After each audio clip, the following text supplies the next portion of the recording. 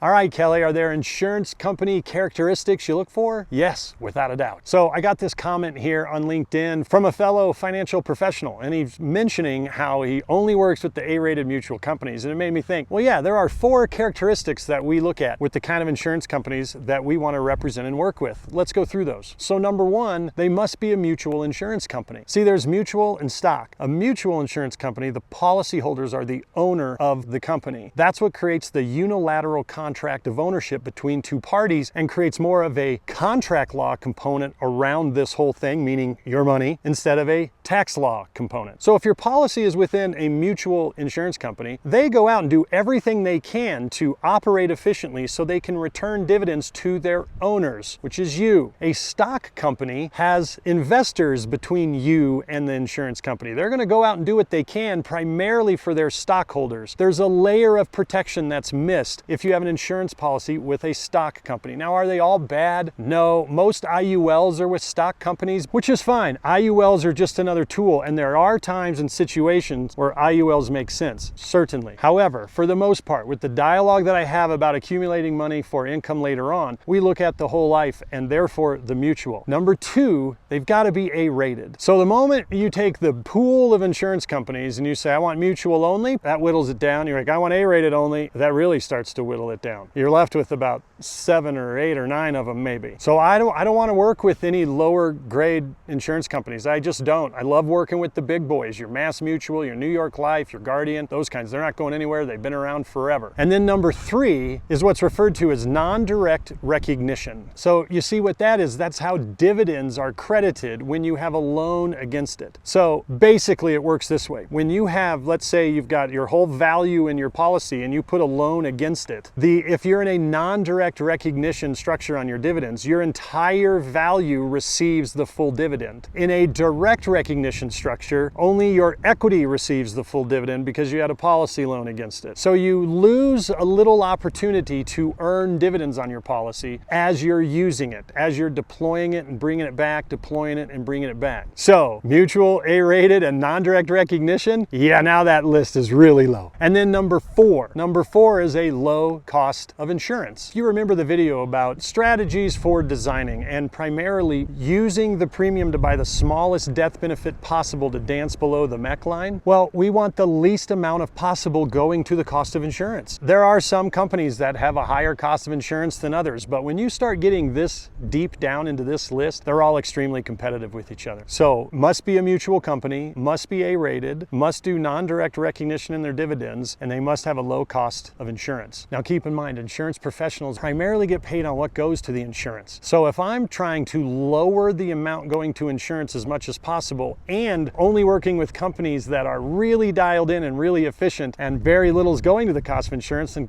I'm kind of a really dumb insurance person. But that's if I'm focusing on myself and my commission. That's not how we operate. So those are the 4 characteristics of the kinds of the insurance companies that we work with, and it makes it a very limited list, which then means we're only working with the biggest and the best, and that's what we do. So if you find this valuable, please like, please comment, please share, and most importantly, know that my main mission is just to try to spread joy and love about how God loves people, and all He wants is for us to love Him back. So know that about yourself. You're loved, you're blessed. Have a great day.